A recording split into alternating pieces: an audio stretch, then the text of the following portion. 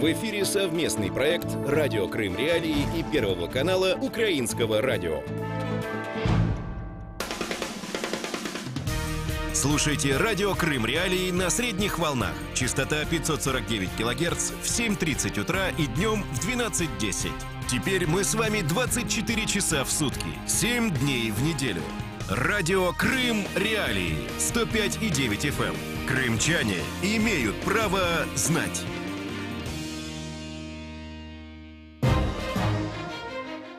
Здравствуй, дорогой Крым!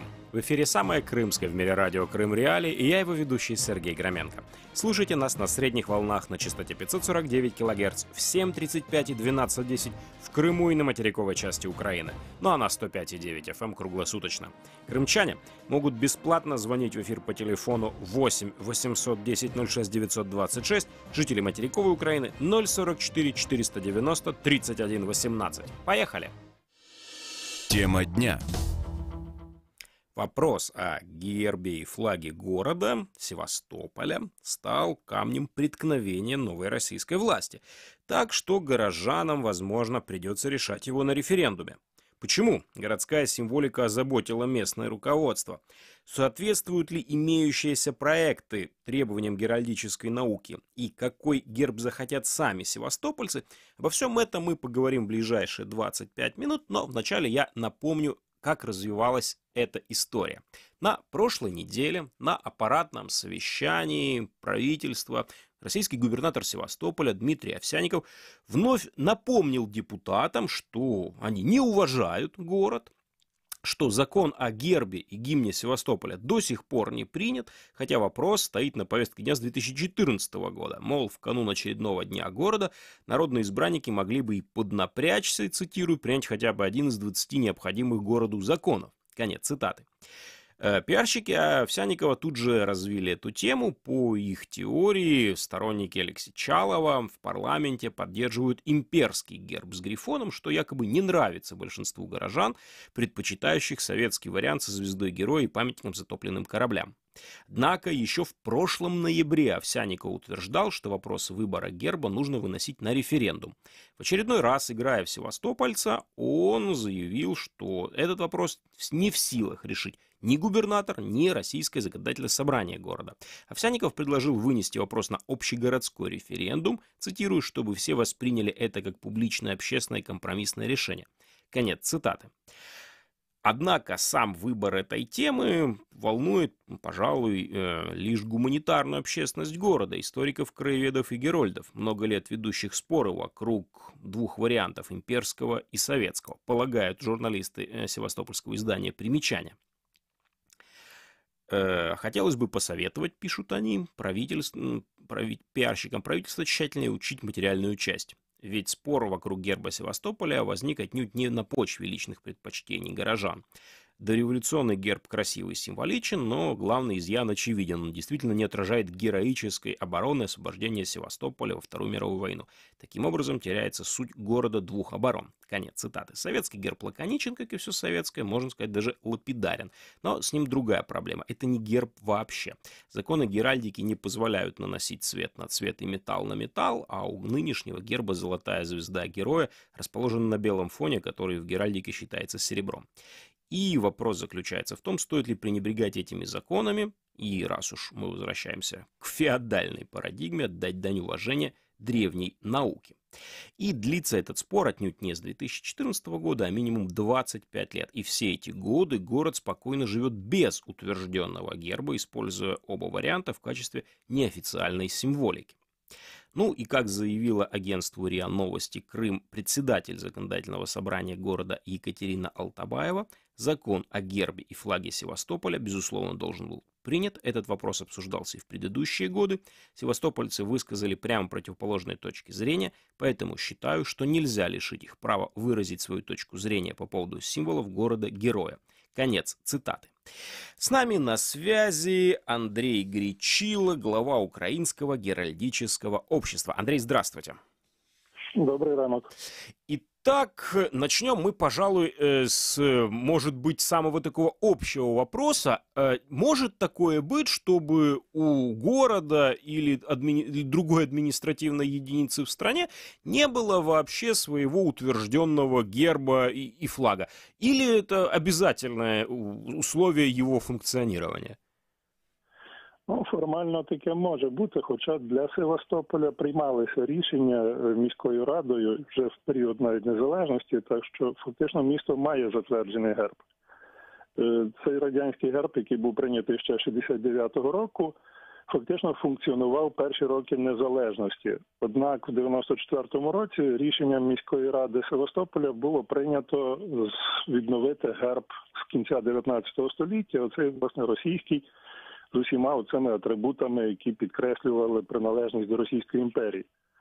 Однак в 98-му році, коли після виборів до складу міської ради прийшла більшість представників комуністичної партії, вони питання переглянули і відновили функціонування оцього герба 69-го року з зображенням зірки героя і пам'ятника загиблим кораблям, загиблим морякам. І фактично, з юридичної точки зору, цей герб є єдиним затвердженим і функціонує до сих пір у Севастополі. А власне вся дискусія крутиться навколо того, що час від часу виникають спроби відновити імперський символ, прийнятий ще в часи Російської імперії. И вот смотрите, журналисты севастопольского издания «Примечание» утверждают, что требованием геральдической науки тот герб, который официально функционирует, ну, по крайней мере, должен функционировать сегодня, а именно со звездой героя и памятником затопленным кораблям, он не отвечает требованиям геральдической науки. Вот как вы можете прокомментировать? Действительно не отвечает? Если не отвечает, то почему и как можно было бы ситуацию исправить? Или никак нельзя и нужно перерисовувати герб наново? Ну, тут є формальна причина. Зображення Золотої зірки героя нанесене на срібне поле. Тобто порушується геральдична норма колористики, за якою не можна міняти, накладати металеві елементи на металеві поля. І я думаю, ця річ, якщо б дуже хотілося, можна елементарно і поправити, і чисто внести невеличкі зміни. Однак ніхто жодних змін вносити не хоче, так само, як і не хочуть вносити зміни в імперський герб, а його формально перезатверджують. Він, до речі, так само не відповідає сучасним вимогам, хоча б з таких елементарних причин. Тому що в полі, крім грифона, є ще у верхній частині поміщений герб колишньої Таврійської губернії, до якої належав в кінці 19 століття Севастополь. Очевидно, зараз він в адміністративному складі чи України, чи Російської Федерації не має такого статусу. Це таке собі адміністративне безглуздя. І навіть за тодішніми російськими нормами було передбачено, що при зміні адміністративного підпорядкування подібні зміни відображаються і в гербі. Ну і, очевидно, не відповідає сучасним реаліям і сучасному статусу вся оця політична мішура, яка оточує давній герб з 19 століття. Тобто я маю на увазі корону Російської імперії, різні штандарти з вензелями російських царів-імператорів, які підкреслювали статус міста і колишню імперську спадщину, однак вони не відображають сучасного адміністративного стану міста. А скажите, по какому принципу следует, и даже так, и по какой процедуре тоже следует утверждать герб города? Этого не могут сделать горожане там самостоятельно на референдуме. Это должно быть решение, утвержденное какой-нибудь геральдической комиссией, или геральдическая комиссия только рекомендует? На самом деле, если депутаты какой-нибудь абсурдный герб примут, то такой абсурдный герб и будет. Відповідно до українського законодавства, затвердження місцевих символів, в тому числі гербів, прапорів, є виключною компетенцією сесій місцевих рад. Власне, за цими принципами і приймалися ці герби і в, скажімо, 94-му році, і пізніше зміна вносилася в 2000 році. Власне, це українське законодавство передбачує, що якісь організації можуть консультувати, надавати допомогу в цій справі, але кінцеве рішення, повторюю, приймає сесія місцевої ради. Якщо вже виходити з реалій російського законодавства, там подібна ситуація. Єдине, що запроваджено на державному рівні спеціальну геральдичну раду при президентові Російської Федерації, там статус цієї ради дещо мінявся, і вона веде загальний геральдичний реєстр, до якого вносяться різні символи, символи окремих регіонів, символи окремих населених пунктів. І в тому числі туди би мав потрапляти за логікою сучасного російського законодавства і герб Севастополя. Однак, власне, ця геральдична рада відмовила в реєстрації герба міста.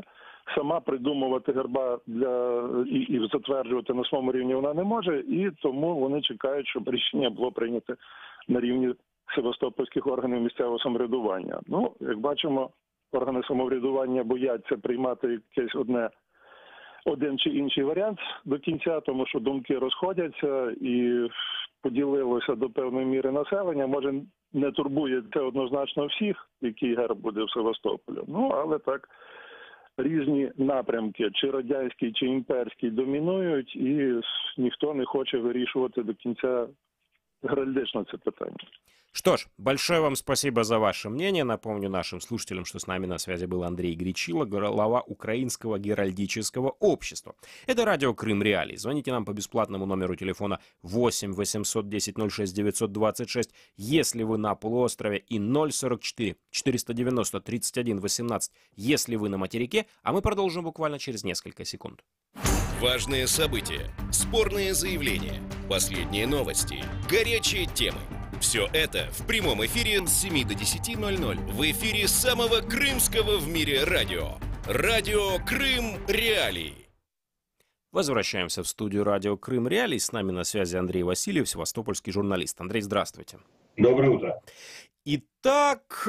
Итак, внезапно, совершенно, может быть, неожиданно со стороны, но тем не менее в Севастополе вновь разгорелась геральдическая война, и вот сторонники губернатора российского Овсянникова обвиняют сторонников Алексея Чалова в том, что те затягивают процесс, а, в общем-то, сторонники Алексея Чалова обвиняют сторонников губернатора российского Овсянникова в том, что он педалирует процесс. В общем, давайте мы начнем с самого начала.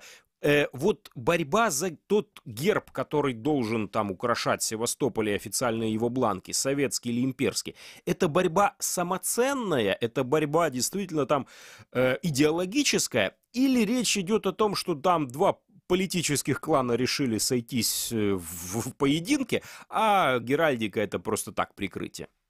Да, конечно, в Севастополе это очень давняя традиция, то, что разного рода символы, символические вещи, символические темы, они используются в качестве знамен разными политическими кланами и разными политическими группировками. Поэтому мы сегодня можем прекрасно, достаточно легко посмотреть подоплеку вот этих вот словесных демаршей, которые имели место на прошлой неделе. Это конфликт Дмитрия Овсянникова с депутатами законодательного собрания. Чуть больше года осталось до выборов.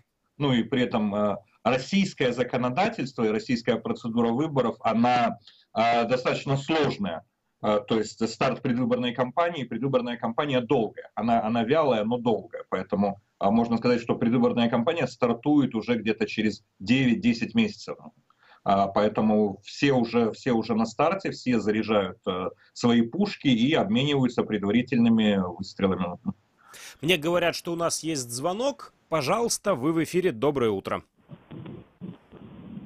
Доброе утро. Да, я хотел бы свое мнение выразить к этому вопросу, который у вас сегодня рассматривается.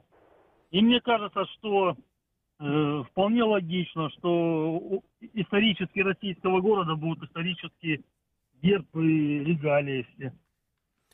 Спасибо вам за ваше мнение, Андрей Васильев. Вот то, что у исторического города должен быть исторический герб, это как бы настолько логично, что с этим не поспоришь. Весь вопрос в том, какой из гербов более историчен. Вот, опять же, я цитирую там газету, издание «Примечания», что всем хорош имперский герб, но вот на нем нет советских символов, нет второй обороны Севастополя в годы Второй мировой. Как же может, вот это что же история, как же без истории? Вот что вы думаете думаете, вот что лично вы думаете о том, какой герб был бы лучше, какой герб хуже, а потом мы снова вернемся к политике?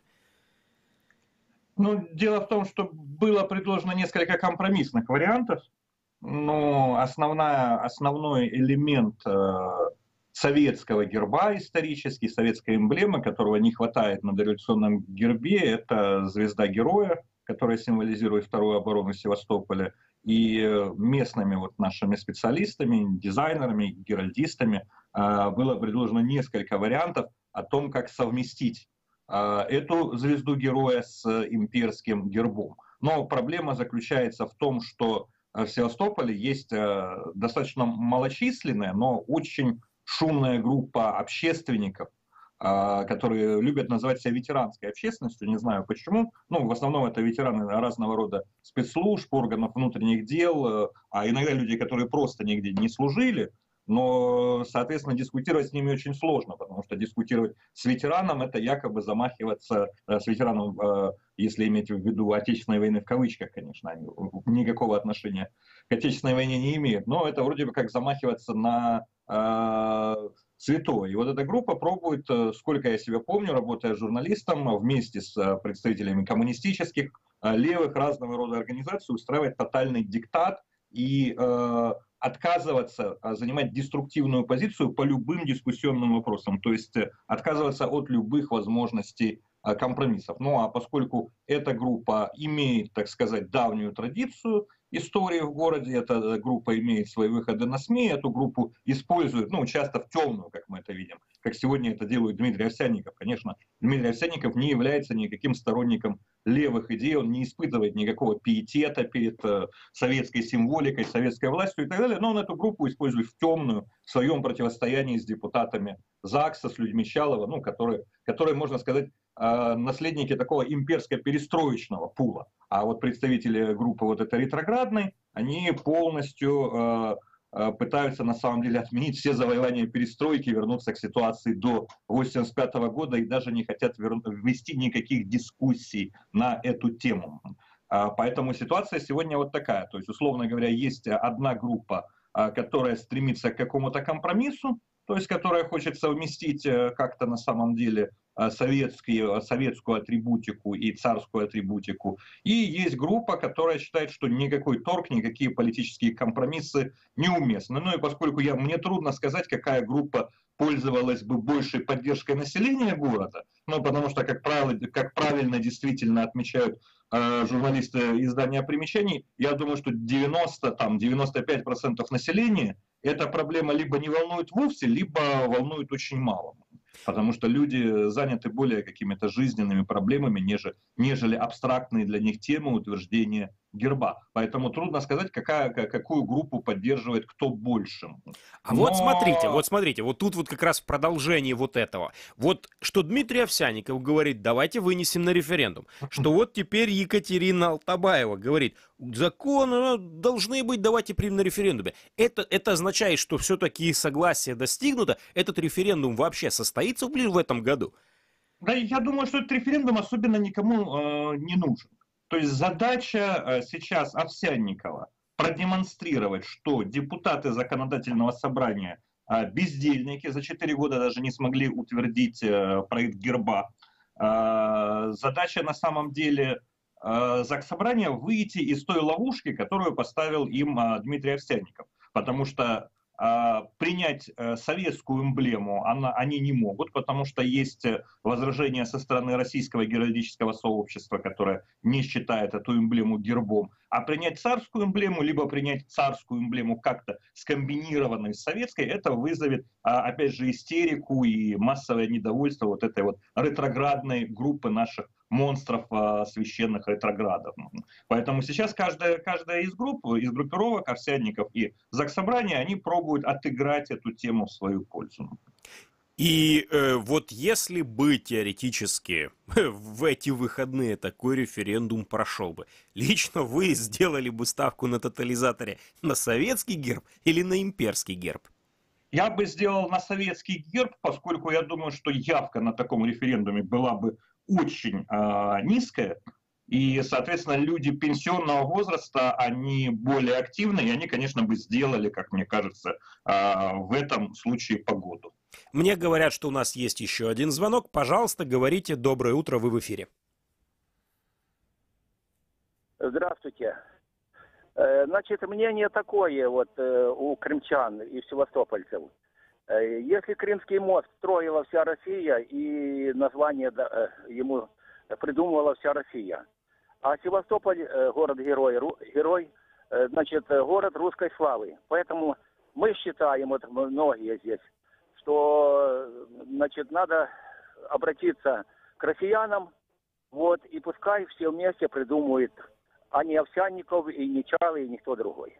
Спасибо вам за ваше действительно революционное, вне всяких сомнений, предложение. Андрей Васильев, вот вы скажите, действительно ли может быть такое, что там из-за того, что войдут в клинч заксобрание с российским губернатором, вот решат привлечь какую-нибудь высшую силу и отдадут на всероссийский референдум или хотя бы там на утверждение Государственной Думы? Это все-таки город федерального подчинения в России считается. Такая, что действительно Севастополь сам по себе мало может что решить.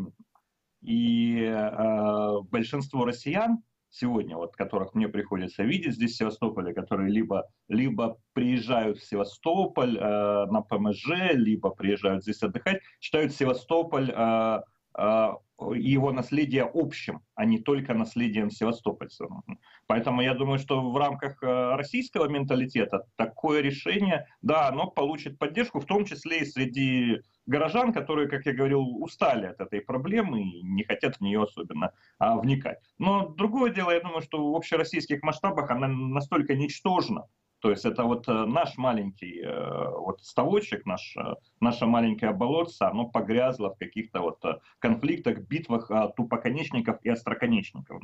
Тогда как Россия, опять же, хорошо это или плохо, все-таки Россия живет в 21 веке. Да, в своеобразном 21 веке, не в том 21 веке, в котором живут страны Запада, но все-таки в 21-м. А в Севастополе, по крайней мере, часть населения делает все возможное, чтобы жить в 85-м году. То есть, чтобы на самом деле вернуться туда и забыть, как страшный сон, все, что происходило с апреля 85-го года. Ну, хорошо. Я думаю, что если этот референдум будет назначен, то мы еще, конечно, к этому вопросу вернемся. А сейчас там уже наша программа завершается. Я спрошу вас вот там в следующем году, когда должны проходить выборы, как вам кажется, затравочку так на будущее сделаем, губернатору российскому Овсянникову удастся сохранить за собой свое кресло? Или борьба с законодательным собранием Севастополя его просто погубит? Дело в том, что выборы сами по себе никак на его кресло не повлияют. Это первое. Во-вторых, мне кажется, что судьба Овсянникова зависит не от итогов его конфликта с сторонниками Алексея Чалова.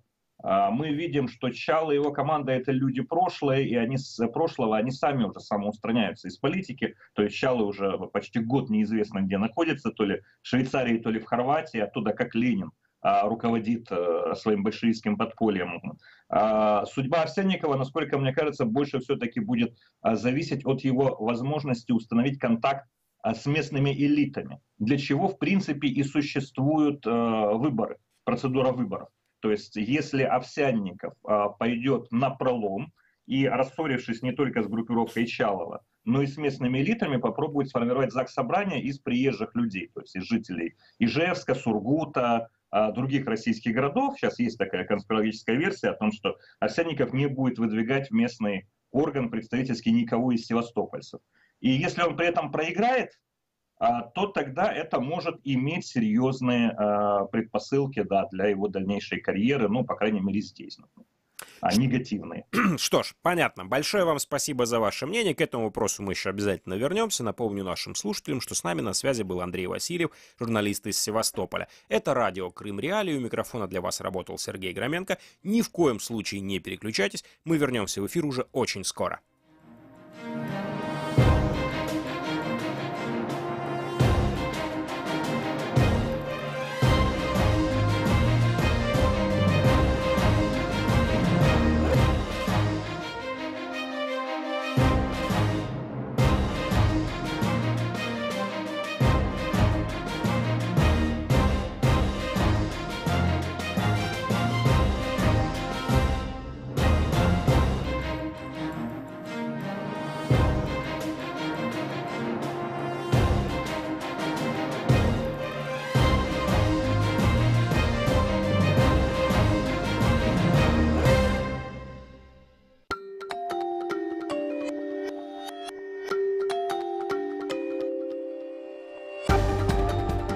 Новости в эфире «Радио Крым. Реалии».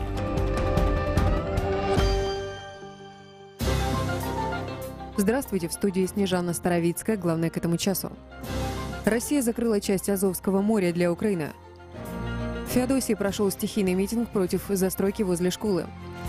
Евпатория досрочно стала чемпионом Крыма по футболу. Сейчас подробнее.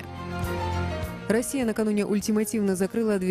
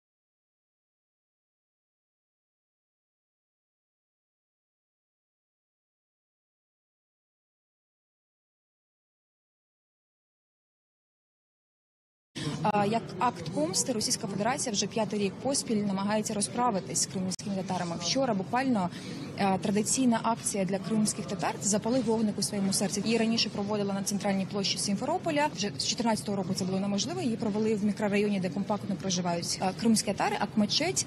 Кілька десятків молодих людей розкладали свічки у вигляді півострова, і 20 з них заарештували. Їх кілька годин допитували, брали аналіз ДНК і всі інші принизливі форми слідчих чи операційних дій. Вони мають місце. Їх, звісно, відпустили. Я думаю, що на них очікують штрафи. То ми сьогодні засвідчуємо дійсність, де репресії є норма, де за пост у Фейсбук людина може сісти за грати. За твердження, що Крим – це Україна, що весь світ сьогодні визнає, може сісти за грати, де будь-якого українця можуть просто через український паспорт назвати українським шпигуном. Точка зрения. 18 же мая на акции памяти жертв геноцида крымско-татарского народа выступил глава Меджлиса Рифат Чубаров. В своей речи он заявил, что для деоккупации Крыма и восстановления исторической справедливости крымским татарам должны предоставить право на самоопределение в составе Украины. Давайте его послушаем. Точка зрения. Неможливо оцінити масштаб втрат, понесених кримсько-татарським народом внаслідок перерваного на десятиліття розвитку на своїй рідній землі. 2014 рік – рік окупації Криму Росією. Черговий вдар по майбутньому кримсько-татарського народу, який одразу відкрито та масово виступив у ненасильницький спосіб проти вторгнення російських військ, залишився вірним своєї землі та українській державі. Таке ставлення до російського агресора не могло не відобразитися на народі, який одразу попав до складу небажаного народу в окупованому Криму. Народу, який не дозволив, не дозволяє і не дозволятиме російським окупантам створювати нібито ілюзію нібито повної підтримки та законності окупації. Сьогодні маріонетки Кремля в Криму вже вп'яте заборонили корінному народу півострова вшановувати пам'ять загиблих предків у звичний спосіб. Це не просто заборона на масові зібрання, це спроба переписати генетичний код кожного кримського татарина, стерши з нього пам'ять про трагедію всього народу. Все частіше лунають від окупантів вимоги про необхідність забути про депортацію кримських татар. Мовляв, треба починати життя з чистого аркушу. Відповідальність за злочин повинна бути неминуча. Подолання наслідків цього геноциду неможливе без повного відновлення прав кримсько-татарського народу. Наше право на самовизначення, як природне право корінного народу, має бути в повній мірі реалізовано в межах єдиної і неподільної України. Надання Криму статусу кримсько-татарської національно-територіальної автономії буде відновленням історичної справедливості. Кримсько-татарська національно-територіальна автономія, як невіддільна складова України, це не лише гарантії для збереження та розвитку корінного народу, але й реальний та ефективний крок для деокупації Криму. Так має бути. Так и будет. Точка зрения. Возвращаемся в студию самого крымского в мире радио «Крым Реалии». С нами на связи Евгения Андреюк, правозащитница, эксперт по международному праву. Евгения, здравствуйте. Доброе утро. Мы знаем, что Торонто, канадский город, впервые в своей истории, в общем-то, впервые в мировой истории на 18 мая поднял крымско-татарский национальный флаг, голубое полотнище с тамгой. Расскажите, пожалуйста, как в Торонто пришли к пониманию необходимости поддержки крымских татар и почтения памяти их жертв 18 мая? Это было спонтанное решение или там есть какая-нибудь группа, которая сумела убедить местные власти в необходимости такого шага? Да, на самом деле это была уже такая подобная вторая инициатива в Канаде. В прошлом году поднимали крымско-татарский флаг в Оттаве 18 мая, и это послужило таким основанием для мероприятия в этом году в Торонто.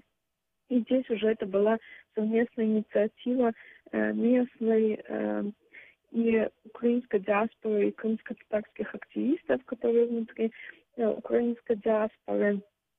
и городского управления, и в том числе было несколько членов парламента канадского, которые тоже были в этом заинтересованы, которые присутствовали на торжественном мероприятии. В этом, в конце концов, это оказалась такая совместная инициатива.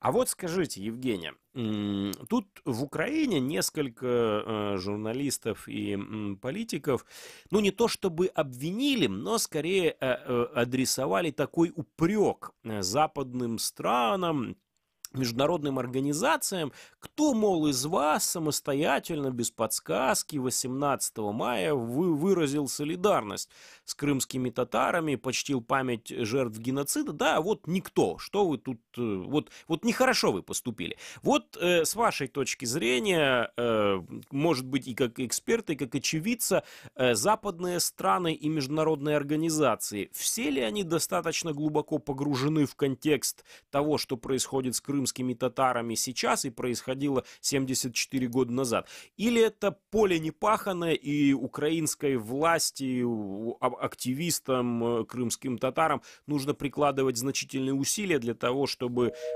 о депортации говорили больше? Это радио Крым Реалии. Звоните нам по бесплатному номеру телефона 8 810 06 926, если вы на полуострове, и 044 490 31 18, если вы на материке, а мы продолжим буквально через несколько секунд. Как обойти блокировку Крым Реалии? Не удается получить доступ к сайту Крым Реалии?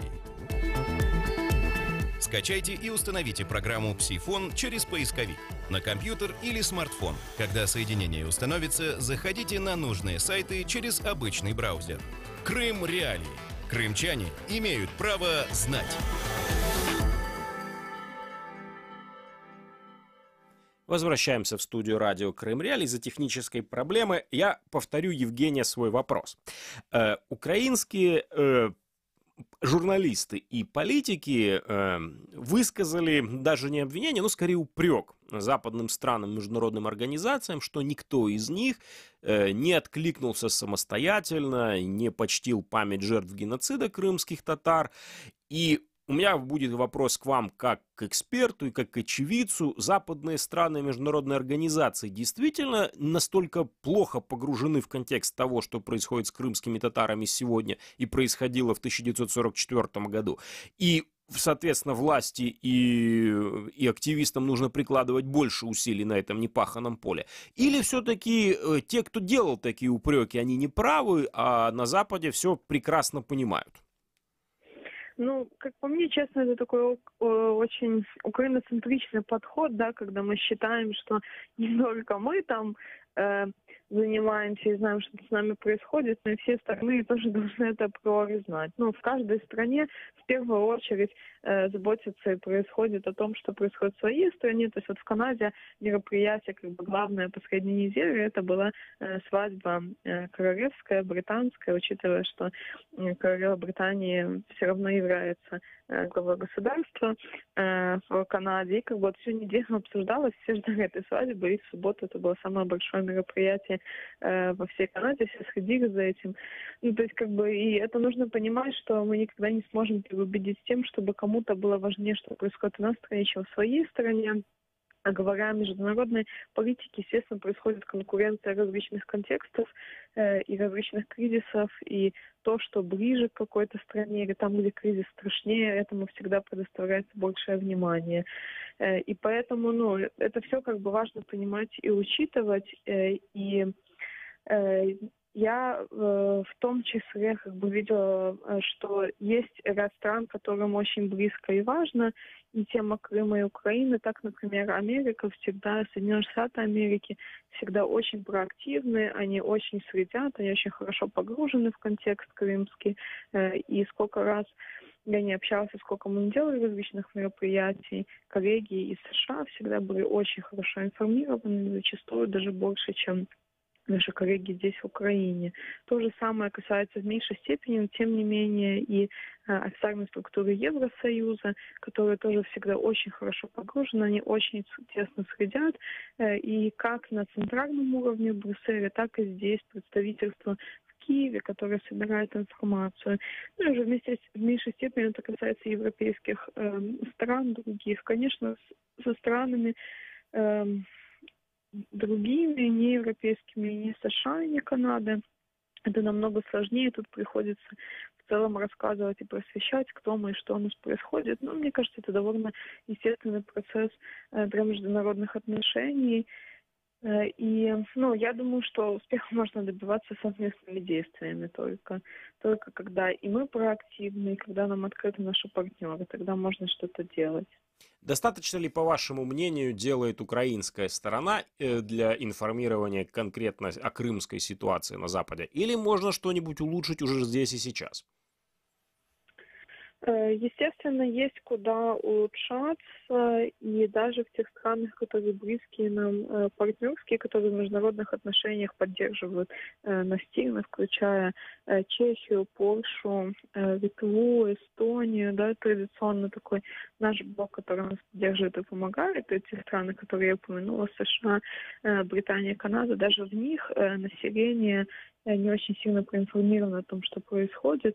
И поэтому, естественно, одним из шагов, кроме работы вот на уровне международных организаций, на уровне официальной власти, это как можно больше просветительская работа с населением, потому что в итоге все равно политики, как бы они ни хотели поддерживать нас, как бы они хотели поддерживать режим санкций, если идет давление от населения, все равно рано или поздно они будут выполнять то, что считать правильным их население. И здесь, конечно, очень важна работа, особенно в таких странах, которые склонны к российскому влиянию.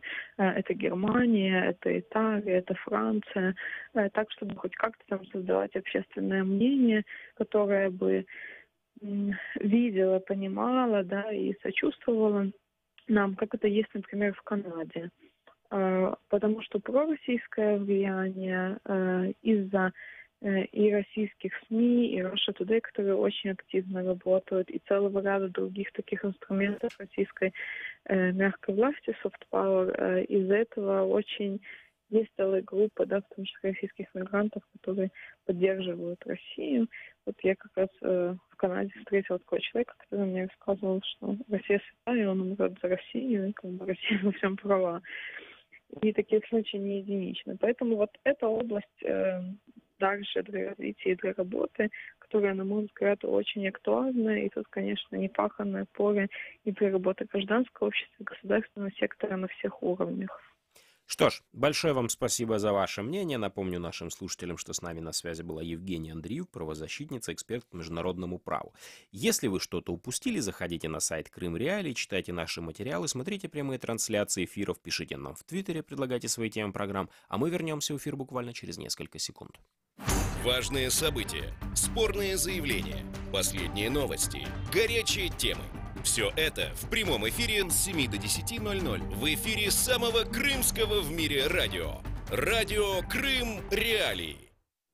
Президент Украины Петр Порошенко заявил, право крымских татар на самоопределение все-таки закрепят на законодательном уровне. О том, что сейчас ведутся работы в этом направлении, он рассказал во время своего выступления на акции в память жертв геноцида крымско-татарского народа 18 мая. Давайте его послушаем. Позиция власти.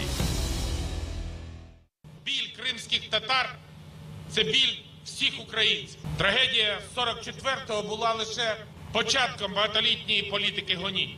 У 1948 році президія Верховної Ради СРСР встановила довічний термін депортації і запровадила кримінальну відповідальність за втечу з місць обов'язкового примусового поселення. Таке драконівське обмеження було знято лише в 1956 році, але і після того Крим був закритою зоною для його корінного населення.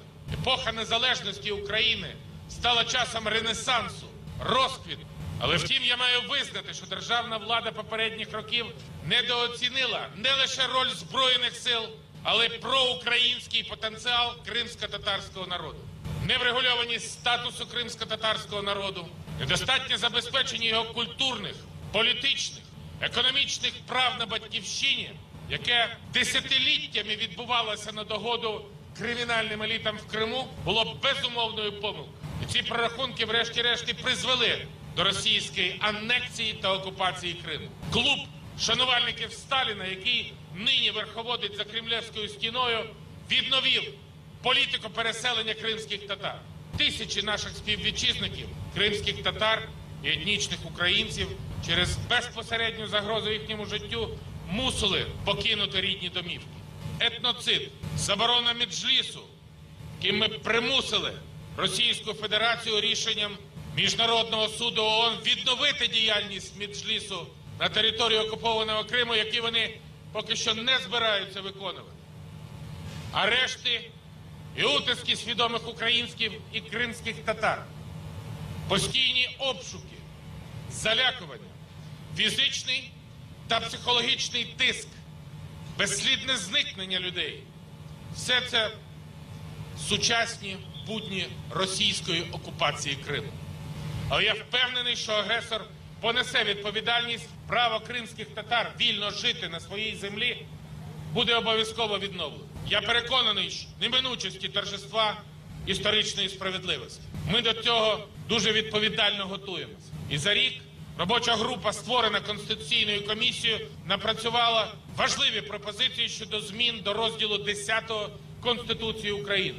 Вони, ці зміни, мають закріпити невід'ємне право кримсько-татарського народу як корінного народу України на самовизначення в складі незалежної української держави. Позиция власти. Возвращаемся в студию радио «Крым Реалии». С нами на связи Антон Умлюк, корреспондент «Радио Свобода» в Крыму. Антон, здравствуйте. Здравствуйте. Итак, мы знаем, что и накануне, и в сам день памяти жертв геноцида крымско-татарского народа российские силовики осуществили на полуострове ряд акций по, ну, скажем так, по задержаниям активистов и тех, кто собирался участвовать в этих мероприятиях. Расскажите, пожалуйста, чуть детальнее о том, как, что происходило и чем завершился суд над одним из подозреваемых, обвиняемых российскими силовиками в сопротивлении или чем-то подобном. Все события начались вечером накануне 17 мая. В одном из микрорайонов Симферополя проходила традиционная для этих памятных дней акция «Зажги огонек в своем сердце». Люди собираются, зажигают свечи, молятся о тех, кто не пережил те трагические события.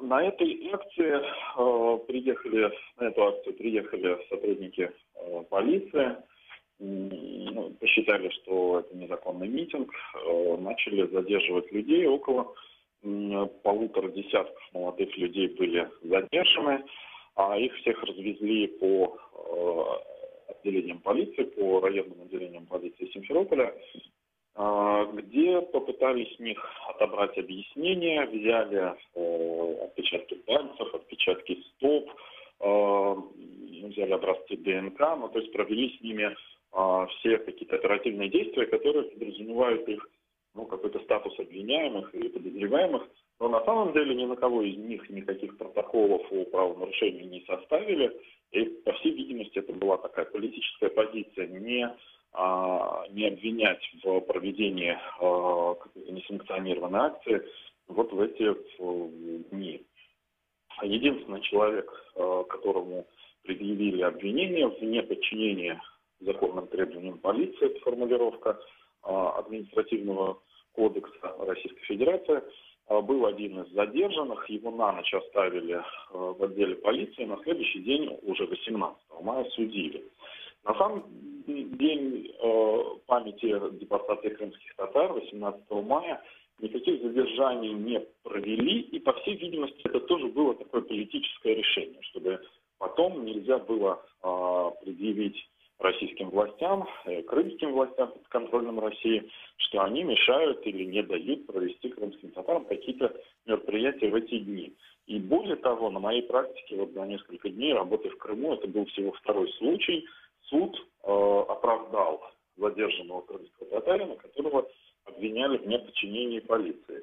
Видно было, что судье очень не хотелось этого делать, видно было, что это такое вынужденное политическое решение, но тем не менее человек был оправдан. Посмотрим, может быть, полиция захочет подать апелляцию, но пока об этом не знаем, но такое право у нее есть. И в итоге в этот день все завершилось благополучно. Провели официальные мероприятия с участием представителей администрации, депутатов, но это, в общем, такие традиционные какие-то мероприятия, которые, на мой взгляд, больше разделяют народ, чем его объединяют. И прошли мероприятия традиционные для крымских татар. Весь день возлагали цветы в сквере у памятного камня у железнодорожного вокзала в Симферополе, в разных городах Крыма проходили акции, в Бахчисарае, в Белогорске. Ну, то есть это такие общекрымские мероприятия, в которых люди естественным путем, без всяких принуждений шли и участвовали. А вот вы сказали, что по вашему мнению, по вашему наблюдению, официальные мероприятия скорее разобщают. Вот в двух словах, что происходило на официальном уровне, кто говорил, какие речи произносились, и почему вы пришли к такому выводу? Что конкретно вас зацепило в этих официальных мероприятиях?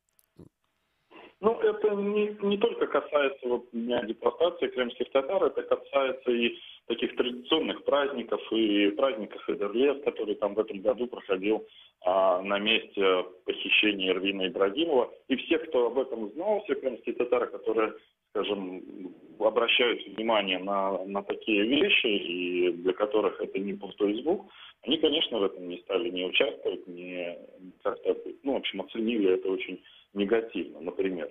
А что касается 18 мая, то если вот эта акция с зажжением свечей 17 числа накануне проходила совершенно естественно, люди собрались сами, никто их там не сгонял, они сами пришли, молились, зажигали эти свечи. То есть это был такой вот акт единения людей, которые вышли провести эту акцию вместе со своими соседями, вместе со своими близкими, то на следующий день вечером 18 мая такую акцию проводили официальные власти на площади Ленина, на центральной площади Симферополя.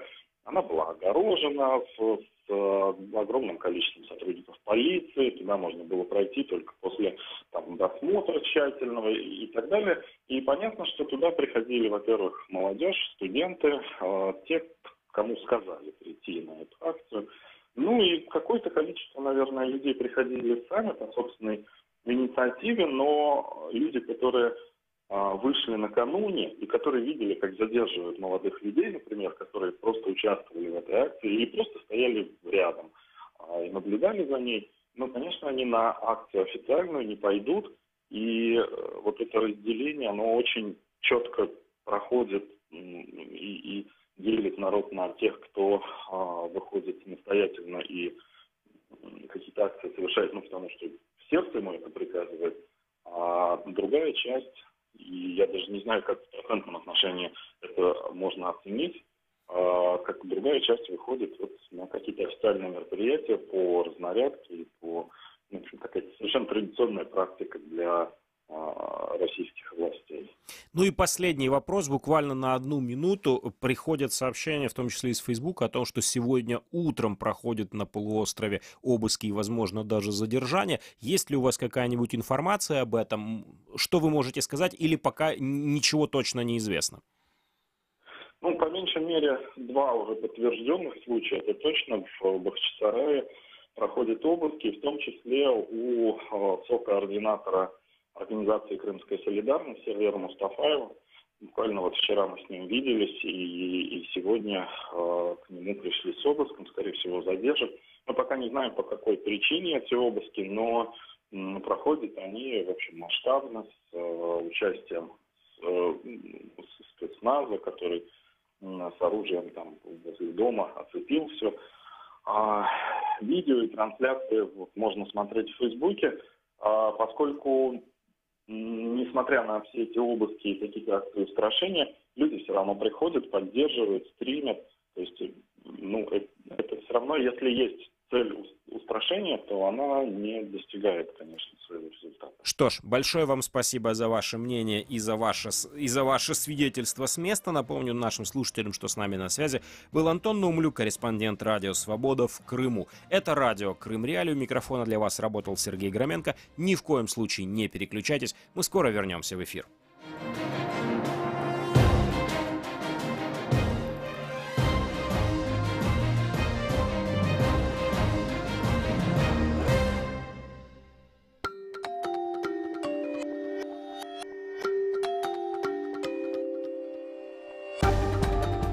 Новости в эфире Радио Крым Реалии.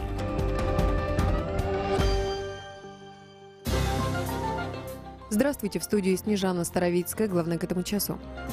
Украинский политзаключенный Коломеец вышел из ШИЗО. Россию накажут за строительство Керченского моста, заявил Порошенко. В Симферополе поликлиника задолжала 1,5 миллиона рублей зарплаты. Сейчас подробнее. Украинский политзаключенный Андрей Коломеец вышел после 15 суток пребывания в штрафном изоляторе российской колонии. Как сообщает крымская правозащитная группа, состояние его здоровья ухудшилось. Коломейца уже 4-й раз сажали в штрафной изолятор. Каждый раз руководство колонии находит формальные причины для наказания украинца, добавили правозащитники. Коломейца приговорили в Крыму к 10 годам колонии строгого режима. Его задержали в российской Кабардино-Балкарии 3 года назад по подозрению в хранении наркотиков, привезли в Крым и обвинили в покушении на убийство 2 крымских сотрудников Беркута. По словам адвоката Коломейца, из доказательств обвинения есть только 2 черно-белые фотографии якобы обгоревшей формы силовиков. Президент Украины Петр Порошенко заявил, что Россия понесет ответственность за незаконное строительство Керченского моста и другие преступления. Об этом говорится в его сообщении на странице в Твиттере. По информации российских СМИ, глава Совета директоров компании «Стройгазмонтаж», генподрядчика моста Аркадий Ротенберг сказал, что не воспринимает всерьез такие заявления. Фальшивые новости и дезинформация угрожают мировой информационной инфраструктуре, заявил президент медиакорпорации «Радіо Свободна Європа» «Радіо Свобода» Том Кент на Львовському медіафорумі. Фактично стане можливим штучно генерувати практично будь-яке зображення або подію. Це буде надзвичайно небезпечно. Люди скажуть: «Я бачу це на власні очі». Как отметил Кент, на сегодня есть опасность, что фейковые новости проникнут в мир культуры, бизнеса и даже в спорт. В Симферополе поликлиника номер 3 за 2 года задолжала врачам 1,5 миллиона рублей зарплаты, сообщает подконтрольная Кремлю служба финансового надзора Крыма. Речь идет о сотрудниках в составе внештатной военно-врачебной комиссии. Информация о задолженности передана в прокуратуру. В надзорном ведомстве пока не комментирует сообщение Крымфиннадзора. В декабре прошлого года Министерство труда и соцзащиты России сообщало, что официальная задолженность по зарплате в аннексированном Крыму свыше 26 миллионов рублей, а в Севастополе почти 40 миллионов. Сегодня днем в Крыму по прогнозам до 23 выше 0 пройдут дожди. В районе Чонгара и Новоалексеевки плюс 24, временами облачно. Керченская переправа и все 3 пункта пропуска на админгранице с Крымом работают в штатном режиме. В студии Снежана Старовицкая. Оставайтесь на волне Крым Реалии.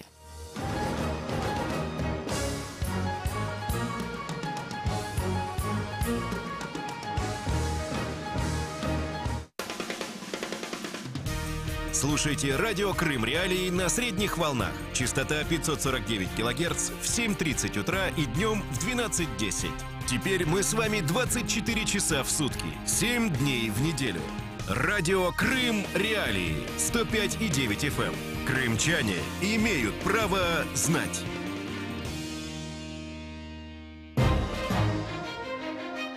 Продолжаем эфир самого крымского в мире радио Крым Реалии. У микрофона, несмотря ни на что, остается Сергей Громенко. Слушайте нас на 105,9 FM круглосуточно. Крымчане могут бесплатно звонить в эфир по телефону 8 810 06 926. Жители материковой Украины 044 490 31 18. Поехали! Тема дня. Олег Сенцов, крымский политзаключенный в России, объявил о начале бессрочной голодовки, которая может закончиться самым печальным исходом. Удавалось ли политзаключенным в России победить систему таким образом? Или в тамошних тюрьмах есть методы борьбы с несогласными? Что говорят и чего не говорят о Сенцове в российских медиа? И сорвет ли его голодовка пропагандистский эффект от чемпионата мира по футболу в России? Обо всем этом мы поговорим в ближайшие 25 минут после небольшого сюжета от моих коллег. Крым в центре внимания.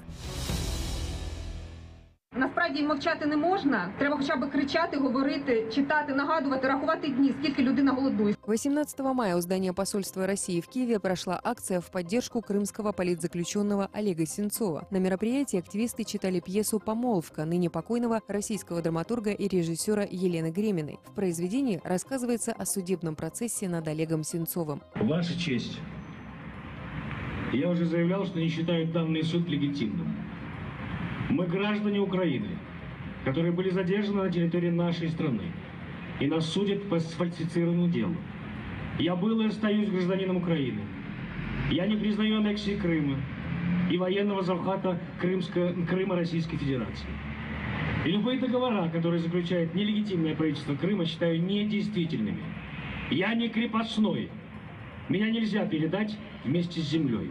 16 мая стало известно, что Олег Сенцов объявил бессрочную голодовку с требованием освободить всех украинских политзаключенных, которые находятся в российских тюрьмах. В соцсетях заявление Сенцова о начале голодовки получило большой резонанс. 4-й год они не могут сломать Олега. Удивительной силы человек. Гвоздь, который не сломается. И пока маленькие люди вырывают для себя такую же мизерную власть, как и они сами, кто-то пробует вырвать себе жизнь. Олег пойдет до конца, каким бы он ни был. Крымские активисты Олег Сенцов и Александр Кольченко, известные своей проукраинской позицией, были задержаны российскими спецслужбами в Крыму в мае 2014-го. Их обвинили в подготовке терактов на полуострове. В августе 2015-го Северокавказский военный окружной суд России приговорил Олега Сенцова к 20 годам колонии строгого режима. Кольченко получил 10 лет колонии. Оба свою вину не признали.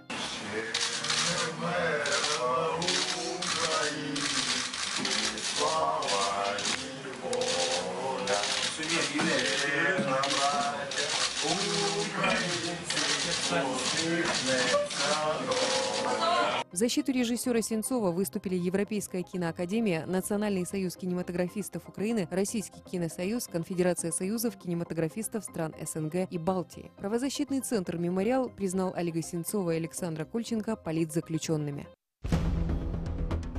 Крым в центре внимания. Возвращаемся в студию радио Крым Реалии и начнем эфир со звонка. Пожалуйста, говорите, вы в эфире. Доброе утро. Доброе утро.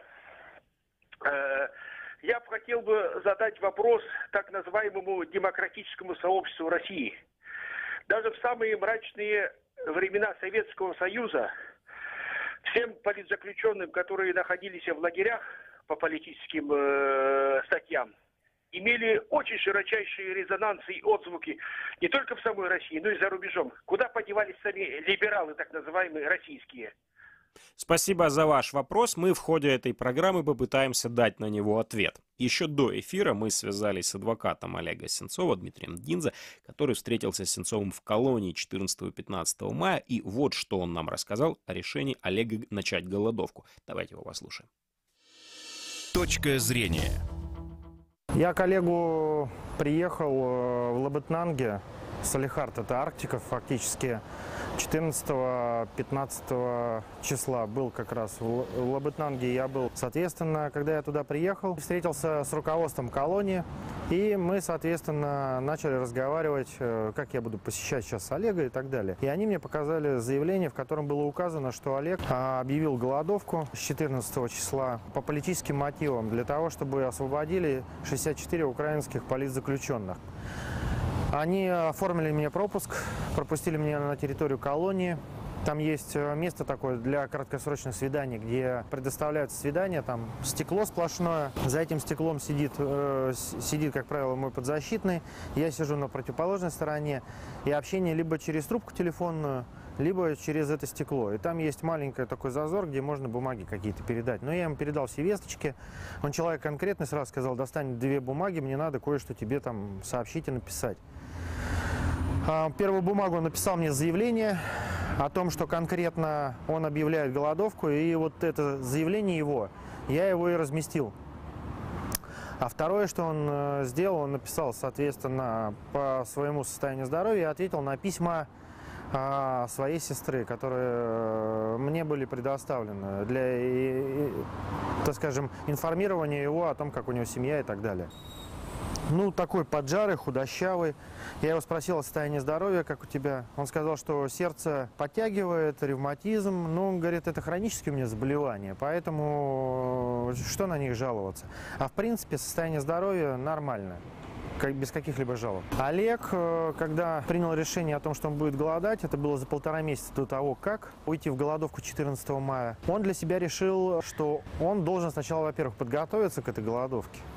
Он отказался от продуктовых передач, отказался от магазина, перешел чисто на тюремную еду. После того, когда он перешел на тюремную еду, он начал снижать паёк, который ему выдавали, то есть есть меньше, и к 14 числу он полностью отказался от пищи. И вот основные требования – это освобождение политзаключенных, он собирается в своих требованиях пойти до конца. Та голодовка, которую начал Олег, я не считаю, что она будет напрасна, и я считаю, что эта голодовка, во-первых, она направлена не к тому, чтобы Олег требовал какую-то свободу или хотел, чтобы его освободили. Эта голодовка направлена как такой определенный демарш в отношении политики России, в отношении политзаключенных Украины. И, соответственно, все равно какой-то результат она принесет. Особенно если будет фатальный конец у этой голодовки. Точка зрения. А вот что Людмила Сенцова, мама политзаключенного Олега, рассказала о его голодовке. Ее послушаем. Точка зрения.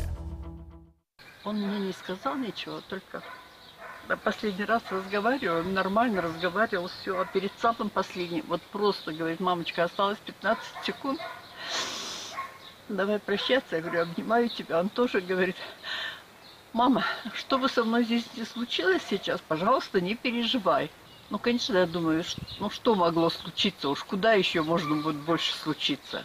А потом позвонили мне из Киева, Наташа, сестра его, и сказали, что он объявил голодовку.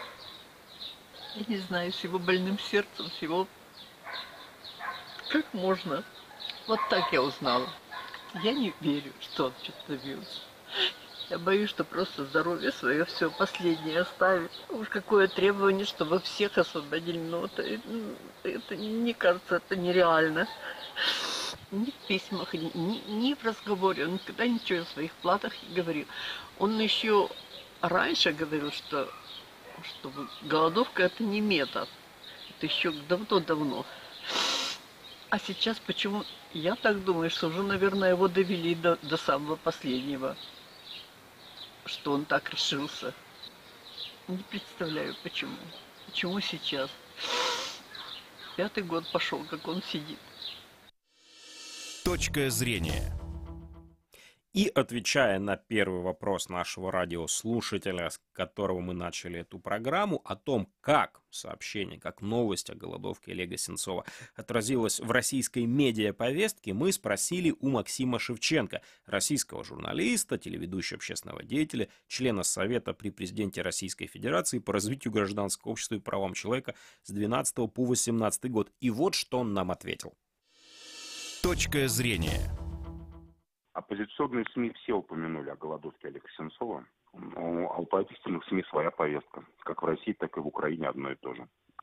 Все СМИ делятся, но оппозиционные СМИ все об этом сказали. И в целом России достаточно, та часть россиян, которая хотела бы это знать, осведомлена о голодовке Олега Сенцова. За Олега Сенцова подписывались в поддержку в его освобождении, даже Никита Михалков, по-моему, высказался. Потом самые разные российские деятели культуры самого разного уровня высказывали в поддержку освобождения Олега Сенцова. Я считаю, что Олега Сенцова надо освободить и обменять его на тех политзаключенных, которые сидят в украинских тюрьмах. Несколько десятков людей сидят по политическим обвинениям в Украине. Надо Олега Сенцова, чтобы он вернулся в Украину. А эти люди были освобождены, если они украинцы, то чтобы они уехали куда хотят в любую страну. Я за свободу Олега Сенцова и за свободу всех политзаключенных. Точка зрения. Это радио Крым Реалии. Звоните нам по бесплатному номеру телефона 8 800 10 06 926, если вы на полуострове, и 044 490 31 18, если вы на материке. А мы продолжим буквально через несколько секунд. Важные события, спорные заявления, последние новости, горячие темы. Все это в прямом эфире с 7 до 10:00 в эфире самого крымского в мире радио. Радио Крым Реалии. Возвращаемся в студию радио «Крым Реалии». С нами на связи Александра Романцова, руководитель проектов Центра гражданских свобод. Александра, здравствуйте. Доброе утро. Начнем мы, пожалуй, вот с чего. Голодовка Олега Сенцова, ну и вообще любая голодовка до окончательного исхода, которого никто не знает, это всегда крайняя мера. Вот по вашему мнению, удастся ли Олегу достичь, ну если не освобождения всех 64 политзаключенных украинских в российских тюрьмах, то хотя бы возвращение этого вопроса в официальный дискурс Российской Федерации? Или это задача заведомо невыполнимая для одного человека? Ну, заведомо невыполнимая, конечно, не хочется так говорить, но для одного человека действительно, на мой взгляд, и взгляд правозащитников, неподъемная. Именно поэтому существуют разные акции солидарности. В принципе, такой немалый опыт мировой политзаключения и реакции на них, на заключение кого-либо по политическим, тут важно понимать, политические мотивы, это вовсе не означает создание политической партии или, активная политическая деятельность. В отношении Олега есть, например, претензии по поводу того, что он вел проукраинскую деятельность, а у нас 66 человек в списке политзаключенных, и на самом деле политической деятельности там практически нет. То есть это обычные люди, которые кто-то даже и особо не высказывал свою позицию. Вот, то есть в любом случае эти люди требуют поддержки, и даже одна голодовка где-то далеко, в Ямале, ее можно скрыть, если о ней не будут говорить, в общем, все остальные, которые находятся в этот момент все-таки в более свободном положении и могут об этом говорить на мировом уровне. Ну вот смотрите, Максим Шевченко, российский журналист, заявляет не больше и не меньше, что все оппозиционные СМИ в России упомянули о голодовке Сенцова, и, дескать, кто хотел об этом узнать, об этом узнал. Вот этого достаточно для того, чтобы говорить, что там в российском медиадискурсе вопрос Олега Сенцова вновь поднялся? Или оппозиционные СМИ — это эвфемизм, который прикрывает на самом деле выражение «маргиналы, которых никто не читает»? Ну, маргиналы, которых никто не читает, это, в общем-то, не совсем так. Процент людей, которые, например, поддерживают «Дождь», я не уверена, что смотрят, но поддерживают финансово. Вы знаете, что этот канал живет, по сути, на краудфандинге, то есть аудитория платит за его просмотр. Она достаточно значительно, в отношении, если бы столько людей в Украине поддерживали хоть какой-то канал, я действительно имею в виду, поддерживали прямо деньгами, да, для нас это был бы феерический успех. Просто вопрос в том, что действительно Россия безумно большая, и 50 миллионов это всего лишь треть от людей. Это я сейчас приблизительно 30% есть людей по разным вопросам, которые в разных аспектах не поддерживают политику Путина. Что же говорить по поводу медиадискурса? В России о том, что ты узнаешь о том, что происходит, вопрос, как ты на это можешь реагировать. И, собственно говоря, последние демонстрации показывают, что, в общем-то, и никак. То есть менять-то надо, в общем, целую систему. И вопрос даже не столько, чтобы в России об этом узнали, хотя это очень важно, и, к сожалению, очень часто украинские солидарные компании не рассчитывают, даже просто не переводятся на русский язык, для того, чтобы об этом узнали больше в России. И те, кто могли хотя бы через интернет найти этот контент, да, чтобы они действительно могли это сделать. То есть это важный аспект, потому что, по сути, власть в России могут поменять только россияне. Но в то же время очень важно, чтобы эти вопросы были первыми, я имею в виду освобождение политзаключенных от российского режима, были первыми именно при международном общении. Потому что российскому населению еще достаточно долго нужно организовываться и солидаризироваться, чтобы быть проблемой для Путина. А вот международные политики, дипломаты, то есть международное сообщество стать проблемой для Путина может значительно быстрее. Поэтому здесь для нас принципиально важно сейчас работать с теми, кто к Путину зайдет непосредственно, а не будет ждать его очередного прямого какого-нибудь обращения, прямой горячей линии или еще чего-то в этом роде. Поэтому мы, например, завтра едем в Париж, чтобы работать с администрацией президента Макрона который вот буквально через несколько дней у него будет визит непосредственно с самим Путиным. То есть вот здесь очень важный момент. Это политические дела.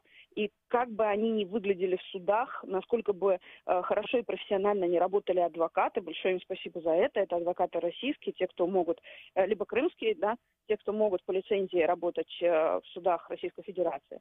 Но в то же время практически от них не зависит исход дела в освобождении. А по поводу голодовки Олега, это действительно важная позиция, потому что любому политзаключенному для того, чтобы из России уехать, нужно подписать бумажку, которая прошение о помиловании Путину. И они говорят о том, что это обязательная такая формальная бумажка. Но для людей, которые очень долго в тюрьмах уже сопротивляются, да, это принципиально невозможная вещь. И Олег об этом уже говорил и не раз, и даже когда его адвокат начал заявлять о том, что формально мы, может быть, это подпишем, то есть для него это позиция, которая... Он не хочет просто быть свободным, он хочет, чтобы, собственно, продемонстрировать, что политзаключение это не лучшее, что для Российской Федерации может быть как способ давления на Украину. Ну и последний к вам вопрос, Александра. Вот вы понимаете, вы говорите о международных акциях, о президенте Макроне. Насколько мы там себе можем представить, уже 4 года весь истеблишмент европейский постоянно упоминает и актеры, и президенты, и журналисты каждый раз напоминают Владимиру Путину о том, что Олег Сенцов сидит, в общем-то, зря, и надо бы его помиловать. И даже в России, насколько мы там знаем, режиссеры говорят это. А Путин отвечает: да нет, ну что вы, если ж суд решил, что он, значит, вот он террорист, и пусть сидит. Вот не кажется ли вам, что такое общественное давление только ожесточает Путина и переводит дело в личную плоскость? Отпустить Сенцова — это значит прогнуться, а прогнуться для Путина — это смерти подобно. Вы знаете, если бы я знала, о чем думает Владимир Владимирович, может быть, действительно было бы легче реагировать, и что может стать для него там каким-то триггером для конкретных действий, которые бы вдруг показали, что он поступает действительно как человек, который думает по-человечески. Но, тем не менее, очень важный момент, да, если говорить об опыте реакции давления международного общества, там самые, наверное, длительные, это 22 года, связанные с Нельсоном Манделой. Там, вся страна была в санкциях, кроме того, что просто давили на него. И вроде как нам кажется, что это там и время было попроще, всем было понятно, что это плохо. Но на самом деле здесь нужно понимать, что вообще дать вот тот вакуум, который в целом не только дела политзаключенных, но и российская медиа и российский политикум хочет создать вокруг Крыма и хочет создать вокруг вот этих людей, которых просто использовали для того, чтобы образ врага в Крыму приобрел какие-то лица, и вот Россия геройственно будет защищать Крым вот именно от таких людей, да, там правосеков, каких-нибудь мусульманских террористов, из-за чего сейчас крымские татары сильно страдают, да, то в любом случае противодействие этому исключительно информационная вариативность, да, то есть если мы не будем об этом говорить вообще, то это первая задача, которой добивается российский политикум. То есть вот это то, чего они хотят. Они хотят вакуума, что все про Крым забыли, и он тихонечко себе так в Российской Федерации и прирос. Этого не будет в любом случае, как бы это ни злило там Путина и всю остальную верхушку Российской Федерации. Именно этим, собственно говоря, Сенцов именно своей голодовкой, он именно этому и мешает. И поэтому я против того, чтобы он голодал, потому что условия в российских тюрьмах и так подрывают здоровье, а голодовка тем более. И в то же время то, что он делает, это тоже еще один метод давления. Что ж, большое вам спасибо за ваше мнение. Напомню нашим слушателям, что с нами на связи была Александра Романцова, руководитель проектов Центра гражданских свобод. А с нами на связи Сергей Шаров-Деланне, российский правозащитник. Сергей, здравствуйте. Доброе утро. Вот в связи с голодовкой Олега Сенцова я вам предлагаю так ретроспективно оглянуться назад. Российская империя, Советский Союз, Российская Федерация, страна больших и страшных тюрем, страна с длительной историей пенитенциарной системы и с длительной историей, в том числе довольно славной историей голодовок, самая длинная из которых принадлежит Мустафе Джемилеву, лидеру крымских татар. И вот в связи с этим такой вопрос. Хватит ли у российской как раз пенитенциарной системы сил и средств бороться с политически мотивированными голодовками, такими как у Олега Сенцова? Будут ли они прибегать к крайним мерам? Или сейчас времена, может быть, помягче все-таки, чем при Советском Союзе, и насильного кормления через зонд не будет? Ну, понимаете, в чем дело? Надо сказать, что голодовки в Российской империи, голодовки в Советском Союзе зачастую все-таки приводили хоть к каким-то результатам. Власть все-таки как-то побаивалась каких-то, ну вот побаивалась огласки, побаивалась, да как-то людей, по-моему, на них производилось впечатление, решимость человека дойти до конца, особенно когда это были политические заключенные, боялись этого, несколько боялись. Сейчас ситуация изменилась, сейчас власти абсолютно наплевать на всякие голодовки, к сожалению, потому что, просто потому что она не реагирует уже практически ни на какие внешние раздражители. Вот. Дойти до принудительного кормления далеко. Ничто не сдержит совершенно власти для того, чтобы пойти на жесткий вариант принудительного кормления. Не вижу никаких причин, почему бы они это не сделали. Например, чтобы не вызвать скандала перед чемпионатом мира по футболу. Вообще, это вот голодовки в современной России приводили к политическим результатам? Есть ли у Олега Сенцова шанс перед чемпионатом мира по футболу снова обратить внимание на права человека в России? Я думаю, что здесь ситуация, здесь ситуация уникальная даже для нашей страны вот сейчас. Дело все в том, что Олег Сенцов гражданин Украины, и дело все в том, что его дело, связанное с международно признанной агрессией России на Украине. Вот, и захватом Крыма, Донбассом и так далее. То есть здесь ситуация несколько иная, потому что его голодовка мгновенно, просто автоматически переведена в плоскость международных отношений, причем таких, где уже есть абсолютно четко сформировавшееся международное мнение о политической вине России за события, за захват, за аннексию Крыма и за развязывание войны на востоке Украины, в Донбассе. Вот. Так что здесь оно может сработать, тем более, что оно может сработать по принципу обмена украинских заключенных на тех заключенных российских, которых вот участвовали в Донбассе в боевых действиях и так далее, оказались на территории Украины, попали в руки украинской правоохранительной системе.